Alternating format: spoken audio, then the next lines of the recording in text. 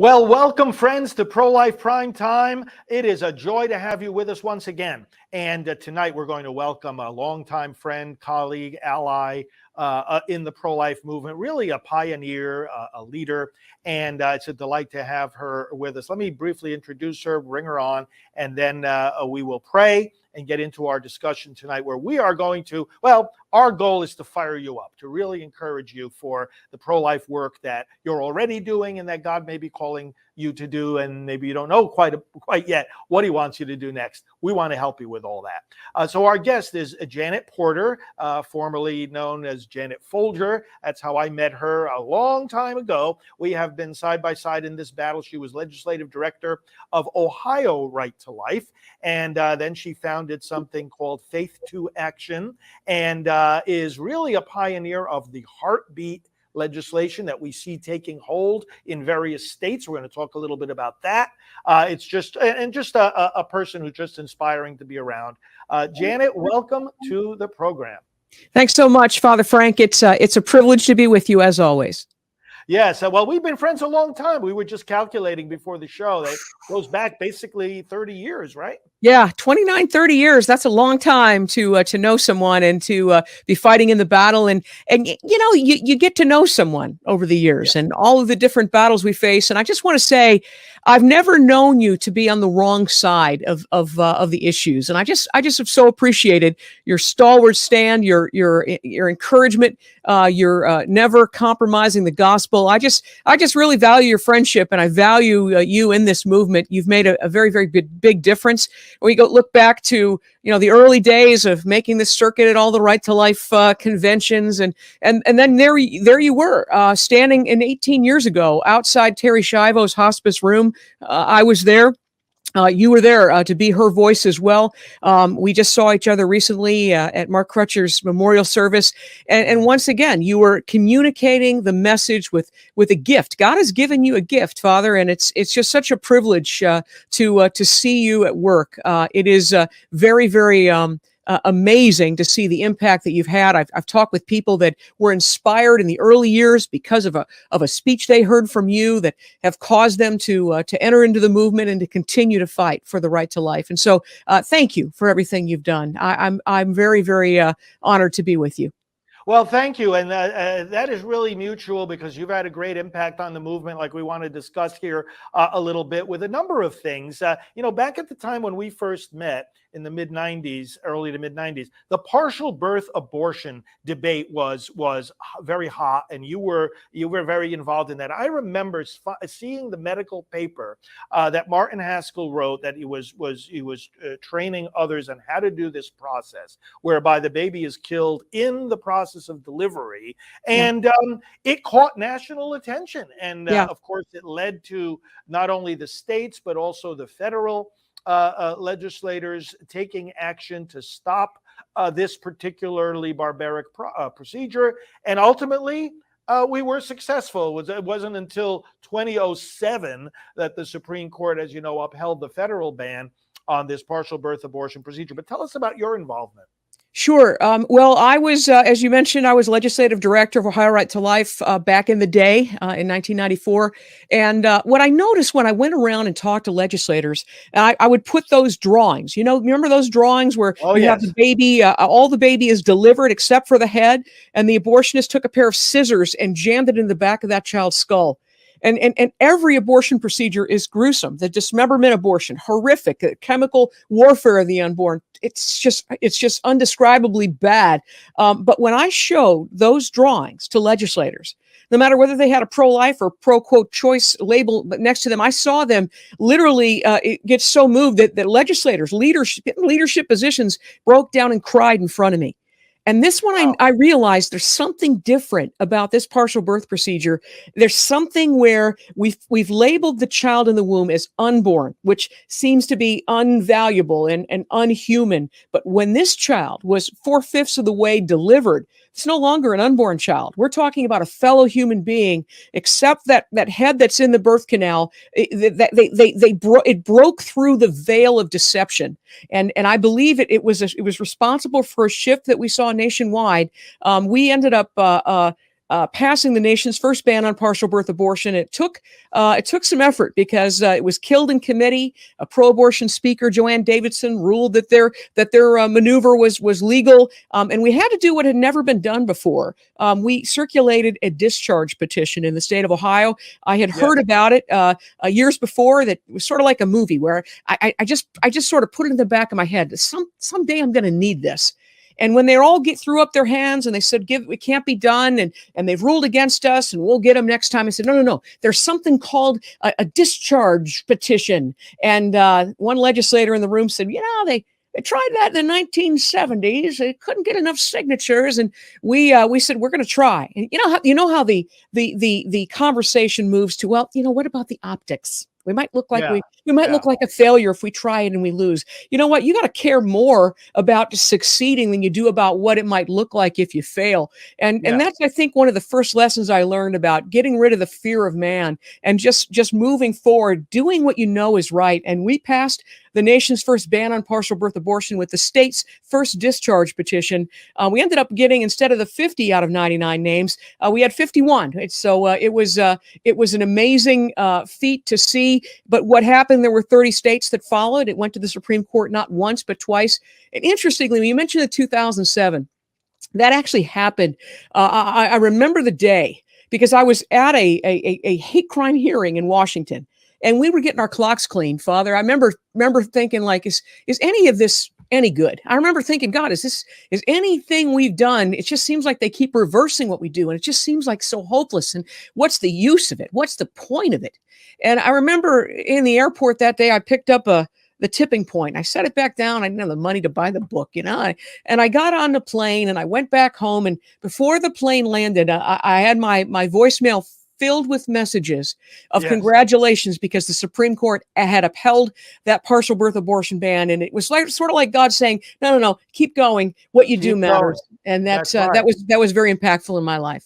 It was incredible, an incredible time, an incredible journey, a lesson in perseverance, and we got it done. And when you look at the analysis of opinion polls on abortion, going all the way back to Roe v. Wade and then into the 90s and into the 2000s, it was the partial birth abortion debate on the national level in the late 90s that ended up being one of the few things that actually moved the needle on public opinion more in our direction because of the way you just described it. It really became real for people. I remember having that conversation with Mrs. Wilkie, one of the founders of our pro-life movement, Dr. Jack Wilkie. He and his wife were involved in getting me involved back in the day. And I remember thinking, I'm not sure that bill was, it didn't save many lives. I just sort of was feeling down. And she goes, no. That bill was responsible, and independent polls verify that there was a shift of 10 to 12 points in the pro-life direction when people could see past the veil of unborn to now where they're taking the life of a child who is 4/5 of the way born. And that was, as you said, what helped us shift the court, shift the elections, and eventually see Roe versus Wade crumble to the ash heap of history. And so praise God for that legislation that opened people's eyes. Well, and that election of 2000, of course, brought us George W. Bush, who ended up being the one who signed the federal ban on partial birth abortion. And then in his second term, gave us Justice Alito, who wrote the Dobbs opinion. So, I mean, all these things, we see if we're in this movement long enough, like both of us have been, you start to see these beautiful fruits. And to the younger people in the movement, it might be, oh, yeah, look at our success. But those of us who lived through all those stages of bringing about that success realize more deeply that, wow, this didn't just fall out of the sky. This was a lot of people persevering with a lot of prayer and sacrifice. You mentioned the 2000 election. I mean, every inch, it seems, that we have gained has been hard fought. I mean, I remember I lived in Broward County, Florida during that election. I was national director of the Center for Reclaiming America with Dr. D. James Kennedy. And I was part of the recount team. And we were there. It's one of those times in history where you don't care what people think. I remember kneeling in the middle of the street with strangers, praying with strangers, just crying out to God for him to shift the election. In fact, I remember election night when they Yep. called the election for Al Gore. You remember this. And I was one of, I'm sure, hundreds and maybe thousands of people that I just got on my knees and I asked for the impossible. My home state is Ohio, where the motto of the state is "With God, all things are possible." But I remember asking God to change the outcome of the election. They had already Right. called it for Al Gore. And Right. and we saw that happen. In fact, I had a friend of mine who said she prayed all night over those military ballots. And then she Mm. delivered those to the Florida Supreme Court. That was the case that went to the U.S. Supreme Court that turned the tide. It was all birthed in prayer. It was all birthed in really putting our faith to action every inch. And it was a hard fought battle, but it was worth it all. Well, another battle that you've pioneered is the heartbeat legislation. Now, to make the distinction, of course, partial birth, as you described, the baby is being brought through the birth canal already and then killed. The heartbeat legislation is a whole different scenario where we say, well, if a heartbeat can be detected, we're going to protect that baby. Tell us about your pioneering work with this type of legislation. Well, I actually went to a funeral, like we were just weeks ago with Mark Crutcher. But this was a guy that I work for at Ohio Right to Life. He was a past president of Right to Life. His name's Mark Lally, and he was an incrementalist. He was one that says, we can move a millimeter down the field at a time, and we did all those things. The woman's right to know law, the 24-hour waiting period. I worked to pass parental consent and fetal homicide, and all those incremental bills that saved some lives. But at the end Right. of the day, we still had a body count of 1 million children each year. And you can call that strategy a lot of things, but success isn't one of them. And so if we want different results, we have to try something different. And I remember I pitched an idea 25 years ago. And I said, listen, if we can't rescue every child just yet from conception, when our lives began at the moment of fertilization, let's at least use the markers that are already there in place for us. And one marker that everyone understands is the measure of a heartbeat. It's why we have those EKG machines in hospitals around the world. They're not there for decoration. It's an indicator of life. If someone collapsed on the sidewalk in front of you, you wouldn't just plan a funeral. No, you'd check for a pulse because it's Right. an indicator of life. And so essentially, we said, all right, well, let's quit ignoring that universally recognized indicator of life when it comes to the children who are not yet passed through the birth canal. And so we introduced a heartbeat bill back in right around Valentine's Day in 2011. We introduced the first heartbeat bill in the state of Ohio, and they said it was impossible. We fought against those who have called themselves pro-life. Right to Life fought us harder than Planned Parenthood against the most protective bill that we've ever seen at that point. And yet we persevered and we just kept knocking. We're hitting a brick wall, but we wouldn't quit. And I remember, Right. as I mentioned, and I spoke at our mutual friend Mark Crutcher's funeral. I remember he called me up one day. He says, "Hey Janet, how's it going?" And I said, well, they're blocking our federal heartbeat bill. The rhinos, the Republicans in name only, those Republicans who've been using babies to get elected instead of using elections to save babies, they're blocking our bill. And he says, Janet, I told him I could count my friends on one hand. He just matter of factly just said, Janet, did you go down to the State House to make friends? Or did you go down there to end abortion? And it's just, how his matter of fact way of just Yes. clarifying, yeah, I went down to end abortion and I don't care about the photo ops and I don't care who returns my calls because we're going to end abortion. We're going to do what it takes. If we have to run against the Senate president, which I did, not a very popular move, as you might imagine, but I made them spend their war chests slandering me. Not a lot of fun, but I'll tell you what, at the end of the day, it was worth it because we passed not just a heartbeat bill in Ohio, but 13 other states. I had the privilege of recruiting the sponsor of the Texas heartbeat law. Interestingly, he was speaking at another group I belong to, the National Association of Christian Lawmakers, and we needed Yes. a senator. We had a House member that was introduced the bill, Briscoe Kane, and this guy used his. This is how I picked the guy to do it. He got up to the platform. His name is Brian Hughes, the senator from Texas, and he used his time at the platform to present the gospel. I'm like, that's my guy. He's got his Yes, priorities right. yes, I sent a yes. text to the House sponsor, got a thumbs up emoji, and that's how we passed the Texas heartbeat bill, which actually saved 20,000 lives from when we introduced it to when Roe came crashing down in the ash heap of history. That's a stadium full of children that just that one heartbeat bill protected.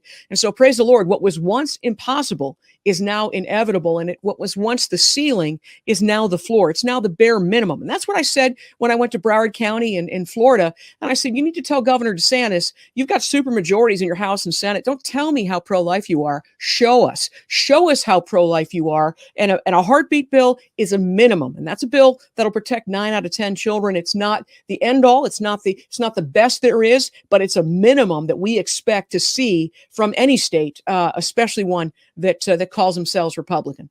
Well, we're pre-taping this program, and at the time of this taping, the heartbeat bill is progressing rapidly through the Florida legislature. And how many of the other states at this point in time, the end of March of 2023, have enacted heartbeat legislation? Well, again, 14 passed, but some are working their way through the court system. One of those states is Ohio. Ours was upheld for a long time. They found a judge that struck it down, but we have the votes on the Ohio Supreme Court, and we fully expect for that to be upheld in Ohio and elsewhere. We just saw it in, I believe it was Iowa, that was upheld. But here's the looming threat that I see. If you want to look on the horizon and say, all right, where is the battle the hottest? No offense, but it was Martin Luther who said that if we're not fighting where the battle is the hottest, then we are traitors to the cause. I try not to give too many Lutheran quotes to my Catholic friends, but I'm a Lutheran. They said that's sort of Catholic light. But we look to where the battle's the hottest. And right now, I believe that the biggest threat that's looming for children is those ballot initiatives. We saw it in Kansas. We saw it in Vermont. We saw it in Michigan. We saw it in California. Yeah.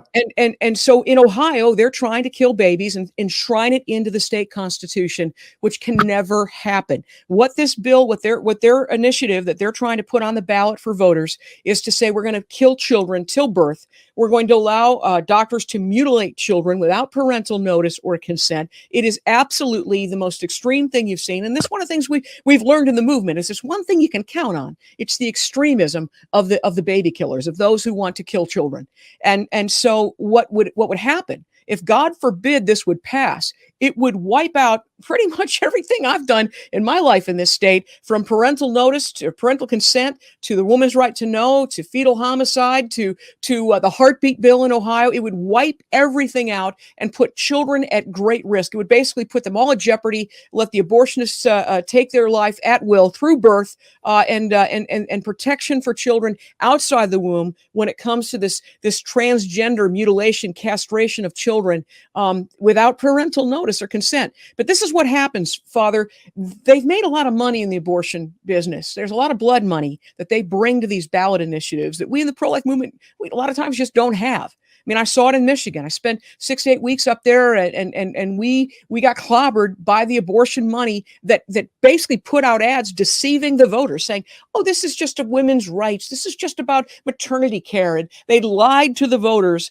and they got the extreme agenda that came with their ballot initiative: abortion through birth, child mutilation without parental notice. It's appalling to see, but we have better rise up now and make sure that everyone understands this is something we must stop in its tracks right now before it wipes out everything we've done in the last 50 years. Well, let's look at the strategy of these pro-abortion cowards. They're afraid of the legislative process. What they did at the federal level by creating this fake right that the Supreme Court now has acknowledged was fake, so-called right to abortion, for 50 years, bypassed the legislative process. You might say it truncated and it squashed the legislative process. People all over the country wanting to protect these babies, running into the roadblock of Roe, saying, no, you can't, because abortion, the right to abortion, is in our federal constitution. Okay, so now the Supreme Court says, no, it's not. There's never been a claim that it was up until the time of Roe. So enough of this nonsense. If people want to protect the unborn, let them work with their elected representatives, and they can do it. Now, the pro-abortion people, I'm convinced, they don't have confidence that they can win through the legislative process, because now, I mean, the door is wide open. People debate abortion. You look at who the baby is, look what abortion does to the baby. People do not buy into this, especially abortion without limits. So what do? Well, the same way we short-circuited the legislative process on the federal level, let's short-circuit it on the state level by, again, inventing and imposing a fake right to abortion in our state constitution. So isn't this, I mean, they're the one, they're taking the strategy they've relied on for 50 years. They want to hide behind the judges. They want to hide behind a fake constitutional right. And this way here, they don't have to make the argument on the merits of whether abortion is right or wrong. That's it. And the thing that we need to remember is there is nothing standing in the way of us restoring protection to children. Roe is gone. It is the prayers have been answered. The work has been achieved. That it is in the ash heap of history. Nothing is stopping us from restoring protection to children except the lies of the left. That they're putting out ads that lie about what they're doing, particularly in these ballot initiatives, to enshrine killing children in the state constitution, so that we can't, through our elected officials, pass the legislation to protect these children completely. That's what it is. It's all about. I mean, I said this years ago. The issue, the whole issue is very simple. It's live baby good, dead baby bad. It's not a hard issue, right? Dismembering, call me an extremist. I remember Chris Smith saying this on the Donahue show, call me an extremist, but I think dismembering children is wrong. It's when people understand what is at issue, what's at stake, they make the choice for life. They make the right choice, the far and wide majority of them. By the way, heartbeat bill, even if you live in a purple state, I just want to say, we saw the Barna poll, and it was reemphasized again, and they took another poll, very similar results in Florida. But what the national Barna poll showed, that 86% of Republicans believe that if a doctor can detect the heartbeat of an unborn baby, that baby should be legally protected. 69%, 7 out of 10 in America, favor heartbeat laws. And here's the part that was surprising.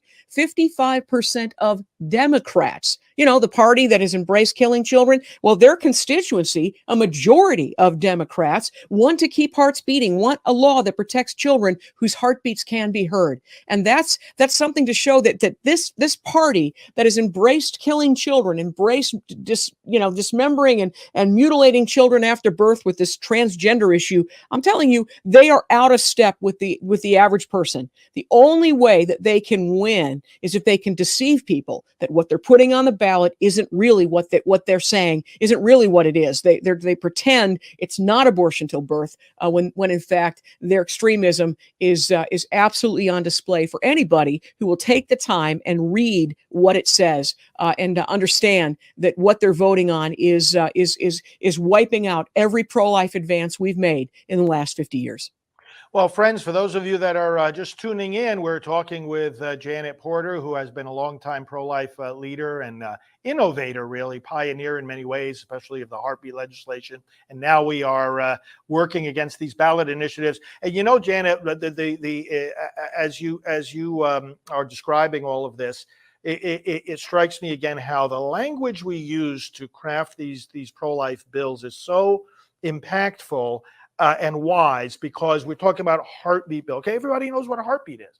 Other legislation, we talked before about the partial birth abortion bill. Everybody knows what birth is. So we use the language that it's not making something up. It's reflecting the reality of what's going on with these babies and with these procedures, but it's communicating to people in a way that a single syllable or two conveys to them that, hey, this is something you should get behind. Similarly with the pain-capable legislation, another form of bill, as you know, that would protect babies when they begin to be capable of feeling pain. Everybody knows what pain is. So we've got to talk to the people in these not just common sense terms, but terms that connect them with the humanity of these babies that we're trying to protect. And that's why you see the push to call heartbeat bills the 6-week bills, because it takes away from really what we're talking about. It's not a 6-week bill. It's a bill that says if a heartbeat's detected, the baby's protected. Whenever it is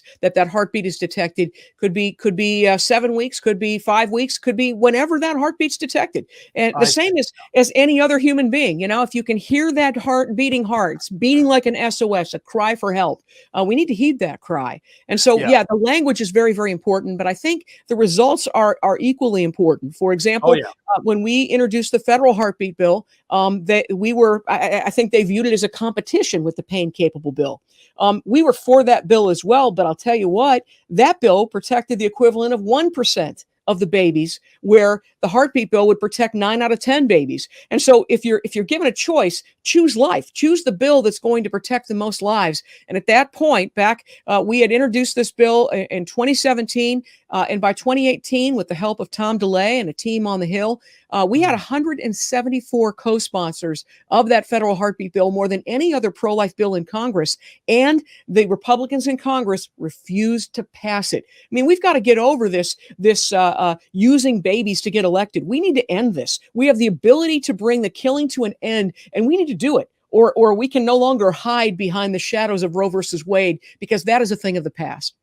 Yeah, we've been reminding people over and over again that Dobbs did not take away the responsibility and the role of the federal Congress in protecting these babies. You know, it's not accurate to say, oh well, it's all returned to the states and federal has no more role. No, just the opposite. It gives Congress more authority to protect these babies, and you know, a heartbeat bill would be an excellent step on the federal level, because because of the supremacy clause, then you would be protecting the babies even in the states like we were discussing before that did put abortion into their constitution. Exactly. It reaches into the deep blue California, New York, and Vermont. It will reach into those areas to protect those babies whose heartbeats can be heard. That's why it's just so critical. People say, oh, stay out of the federal issue. No. The purpose. Remember when Thomas Jefferson's quote said that the role of government, the first and only legitimate object of government, is the protection of human life. And I remember, I remember walking into a legislator's office who was telling me, we want to get government out of issues. And I said, I happen to agree the government's involved in far too many issues. But I pointed to that Jefferson quote sitting on her desk that we had given her months before. And I said, yeah, there's a lot of things the government shouldn't be involved in, but there's one thing it should. And that's the protection of human life. It's Thomas Jefferson spelled out. That's why government exists, is for the protection of human life. It's first and only legitimate object, said Jefferson. And that's what we've got to remember. And that's what we've got to remind those who represent us in Congress and at the state. We are against government intrusion. And I always remind people the worst intrusion of government is when they declare that you're not a person, that you're not worthy of protection. That's the intrusion. I mean, the government should get out of the abortion issue. Yeah, the government got too involved in the abortion issue when it presumed to have the authority to allow it. Just exactly with what you're saying here. You don't have the authority to allow it. You have the duty to protect life. So let's talk as we conclude here with just a very practical question. What, with this, especially the Ohio situation, because what we're trying to do is, we had our recent leadership meeting here. We had about 40 of the national leaders, and you and I are involved also in bringing national leaders together to strategize and so on. We all agreed that every one of these state battles needs to become a national battle. The other side does it. They'll pump in money from all other places to advance their pro-abortion agenda. We likewise need to mobilize people across the country to help states like Ohio. So anyone who's watching now, wherever they might be, what can or should they do to help? Well, again, I think we need to turn and look, where is the battle the hottest? Where's the threat the greatest? You might live in Texas, where children are protected. You may, live in Alabama. You may live in Kentucky. You may be in these states that children are safe. And so we invite you. I issue, as an Ohioan, a personal invitation to you who care about life to come and help us. Join us where our threat is the greatest. The battle is the hottest here in Ohio, where they threaten to wipe out every pro-life law we've passed, from parental consent all the way to the heartbeat law. And we need your help.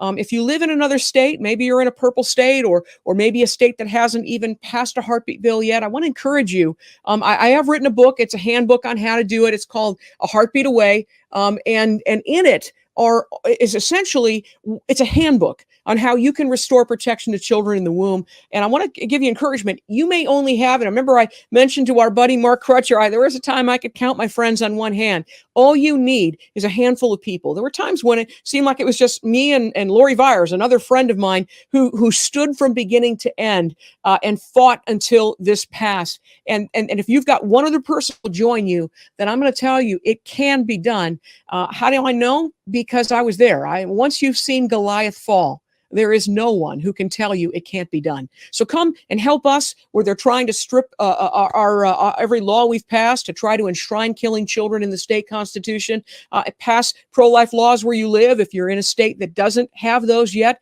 But we stand with you. We want to help you if that's what your effort is. You can get the model bills. They're all at faith2action.org. The model bill to protect from conception. If your state not able to do that just yet, there's also heartbeat bills with the model that we saw worked very effectively in the state of Texas, giving civil penalties. Because if you have an attorney general in your state, like in Michigan or New York, where they won't do their jobs, they won't enforce the law, well, then a citizen can do that for you, and that's where the civil penalties come in. And that was something that the Supreme Court could not strike down. And I'll just say this: when the Texas heartbeat bill was upheld, when they didn't have the votes to strike it down, that's when I knew without a doubt that Roe was going to come crumbling to that ash heap of history. And right. I remember getting out of bed and just falling on my knees and crying thanksgiving to God, because I knew then that Roe was dead when hearts were continued to beat in the state of Texas. I felt exactly the same way. They sent a strong signal at that moment as to how this thing was going to turn out. Well, Janet Porter, thanks for being such a great leader in this movement and such a great friend, and for being on the program today. We really appreciate your insights and your work. Thank you. And thank you for being a friend for life, almost literally. Amen. Well, let's ask our viewers now to join us in prayer. Let's offer the Lord's Prayer, not only for success in all these pro-life battles, but also for all the intentions of our viewers, their families, and all their needs as they bring them before the Lord. Let us pray. Our Father, who art in heaven, hallowed be thy name. Thy kingdom come, thy will be done on earth as it is in heaven. Give us this day our daily bread, and forgive us our trespasses, as we forgive those who trespass against us. And lead us not into temptation, but deliver us from evil. For thine is the kingdom, and the power, and the glory, forever and ever. Amen. Janet, thanks again. And brothers and sisters, thank you all for watching. Please continue to spread the word about this program. Stay connected with us on social media. You can find me at FR Frank Pavone on all the major platforms, at FR Frank Pavone. And continue to do all that you're doing for the cause of our youngest brothers and sisters, the unborn. Thanks so much, and we'll talk to you soon.